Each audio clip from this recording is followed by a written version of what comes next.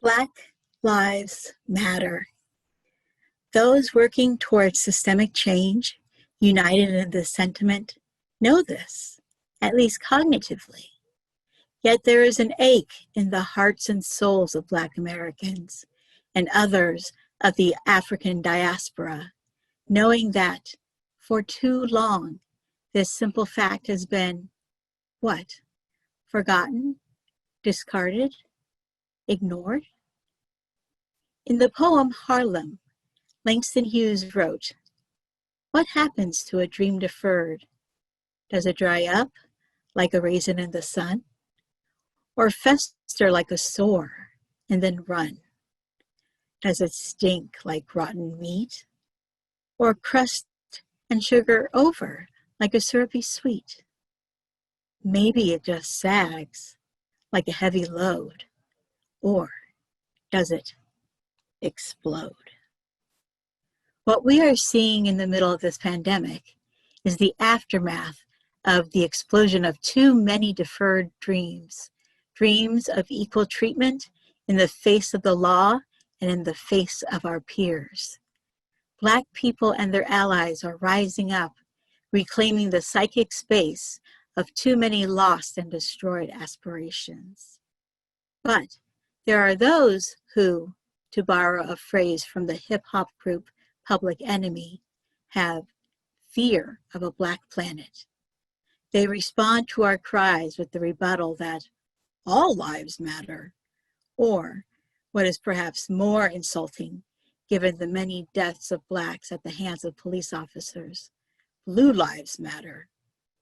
These people fear a change in the status quo, a status quo in which young men fear for their lives, a status quo where a Black woman is more likely to die in childbirth than a woman of any other race. These people somehow believe that their racial identities will be erased if others gain equality. Well, to quote a meme from the internet, equal rights for others does not mean fewer rights for you. It's not pie. These folks may rest comfortably in the knowledge that their racial identity is secure, their place in society assured. What Black people want is the ability to know that their racial identities will not be scraped away like chewing gum off a sneaker. What Black people want is the knowledge that their place in society is more substantial than the smoke that clouds the vision of many of our nation's leaders. Now, I'm not here to preach. What I am here to do is tell you how much Black lives matter, one Black life in particular, my own. I used to say, only half jokingly, that I'm pretty white for a Black woman. There seemed to be plenty of evidence for this assertion. After all, my peers in elementary, middle, and high school often told me that I acted and talked white, and I listened to white music.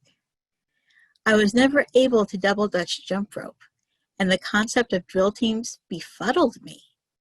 And let's face it, if any of my actions would have had my Black card revoked, it would have been the fact that I was a legacy of the mother of all Black sororities, Alpha Kappa Alpha, and I chose to pledge a geeky white co-ed fraternity. But my life was not always such a contradiction. Let me tell you about my early life. I spent the first few years of my childhood with 3 Black Panthers. I do not remember much about them, except for their names: H. Rap Brown, Angela Davis, and Huey P. Newton. I do not remember them being particularly radical or having guns. I imagine that their appeal for me lay in their other features, such as their soft fur or their whiskers. You see, Rap, Angela, and Huey were cats, 3 of the 5 that my parents owned when I was born. My favorite was a black and white cat named Rover, not named for any Black Panther that I know of. And then there was Cha-Cha, named after an African student my mother knew in college.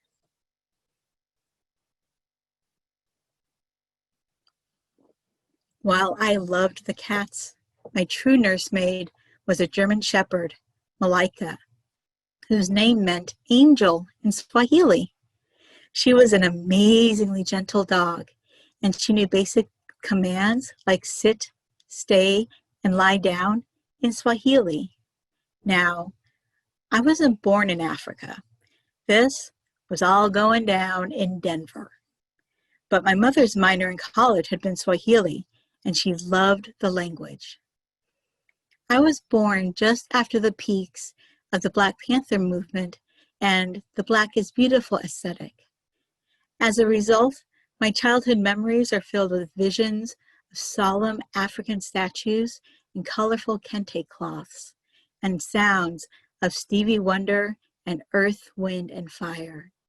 My whole family had afros, and we wore them proudly. Then, things changed when I entered elementary school. I was one of those sensitive kids who had the word wimp written across her forehead, and classmates loved looking for reasons to tease. I was teased for being a crybaby, which made me cry, for having an afro, which supposedly made me look like a boy, for reading too much. By 5th grade, the taunts had coalesced around the notion that I was too white to be Black. By 8th grade, I embraced this identity and had my afro cut off, started dressing in black, and shrugged off the teasing. From that point on, I submersed myself in white subcultures, such as Valley Girl, New Wave, and Goth.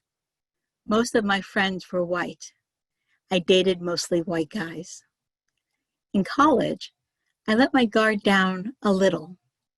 I allowed myself to buy a CD of the group De La Soul, and I saw them perform in concert with fellow artists A Tribe Called Quest.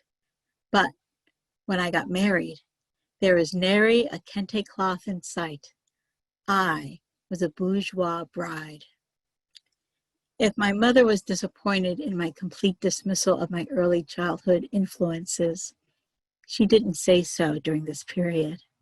She was and is always supportive of me.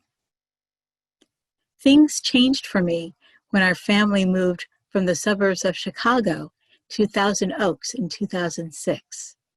I was suddenly too Black for anyone's comfort, despite acting white. In fact, it was probably my acting white that allowed me to be tolerated to the extent that I was by the schoolyard parents. I felt wholly uncomfortable in California. Who was I? Who was I supposed to be? Should I continue to act white? Or should I return to my roots? I discovered how very uneasy I had become being an Oreo, Black on the outside, but white on the inside. Having a 4-year-old boy and a baby on the way made me realize what I owed my children. Sure, society would ensure that their father's white heritage would enter their education, but their Black heritage was my responsibility. I decided that instead of acting white, I would act like myself. I started slowly, buying on iTunes the Stevie Wonder albums that I had grown up on, exposing myself to the hip-hop, soul, and R&B music I had always disparaged in the past. I played music with a bass beat in the car and tried to convince my older boy Duncan that not all hip-hop was bad. We talked race and ethnicity. We discussed slavery and discrimination. Being Black in Ventura County wasn't easy. There was no denying that we got stares. Blacks make up less than 1% of the population of Thousand Oaks, and a multiracial Black family was something to talk about. Then, in August 2014, a young man named Michael Brown was shot and killed in Ferguson, Missouri by a police officer. His death brought to national attention a movement called Black Lives Matter. Black Lives Matter started after the acquittal of George Zimmerman, who shot a young man named Trayvon Martin in 2012.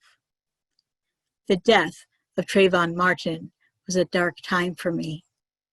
For the first time, I truly feared for the lives of my sons because of their race. I sardonically told Duncan not to wear the hood up on his hoodie because I didn't want him to get shot. "Don't worry, Mom, I'm not carrying any Skittles," he responded. If Trayvon's death was shocking, Michael Brown's was downright devastating. It brought to light the true vulnerability of my boys and other Black, Indigenous, and young men and women of color at the hands of the police. Thankfully, Black Lives Matter was out there demonstrating, showing that there were others who were equally shocked by what was going on.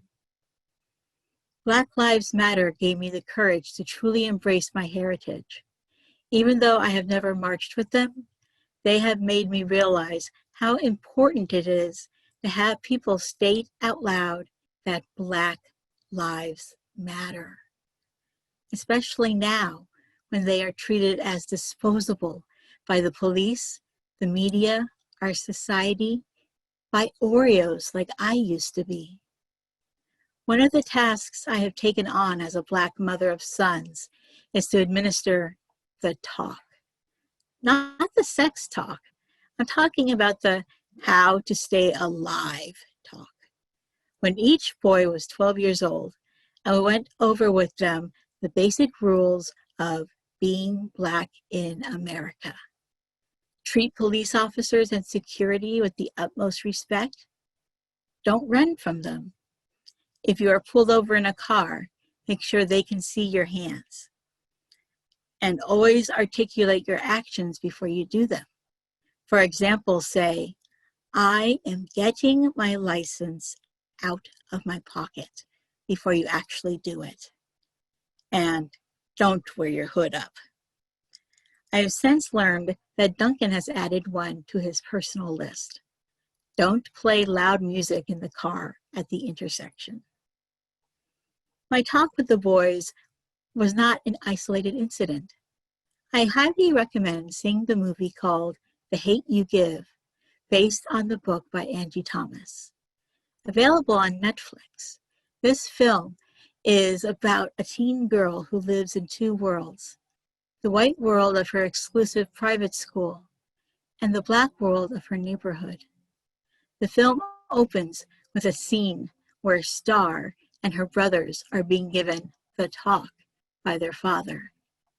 Later in the movie, Star witnesses firsthand what happens when you don't obey the rules of the talk, when her friend is shot and killed during a police stop.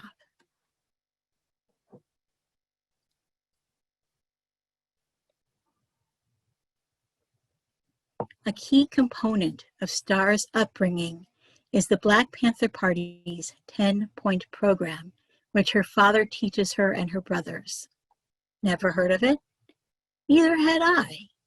You see, at some point in my life, I bought into the negative propaganda about the Black Panther Party, thinking they were just violent thugs. I had no idea that the organization provided free breakfast for children, operated community health clinics, and created a comprehensive 10-point program. Originally created in 1966 by Huey P. Newton and Bobby Seale, the program was heavily based in Marxist thought and Black nationalism. However, in 1972, its focus was broadened to incorporate other minority groups. Many of the points in the program were ambitious, yes, but they spoke of the plight of Blacks, Indigenous, and other people of color, and were obviously important enough to Star's father that she was taught about them. There is one point that is crucial to the movie, and it is the primary goal of Black Lives Matter. It reads, "We want an immediate end to police brutality and murder of Black people, other people of color, all oppressed people inside the United States." It's as important today as it was 50 years ago. How sad that we are still fighting for this. The death of George Floyd this year was a turning point for America. Black Lives Matter has become an international movement. While I cannot march with the Black Lives Matter movement, I am doing what I can. At work, I've created an anti-racism book list, and I am working on a social justice research guide. Personally, I myself have changed. I have become more immersed in Black culture. I consciously follow Black thinkers and writers on Twitter and aim to amplify their voices. I celebrated Juneteenth for the first time by watching the Watchmen television series, which uses as the impetus of its story the destruction of the Black Wall Street area in Tulsa in the 1920s. I even have a subscription to a mindfulness app on my iPhone that is by and for Black, Indigenous, and people of color. What I've learned in the past 14 years is that not only do Black lives matter, but this Black life matters. I'm reclaiming the culture that I was raised with and trying to help my sons be aware of their heritage. Black lives matter. My sons' Black lives matter. My Black life matters. May it be so.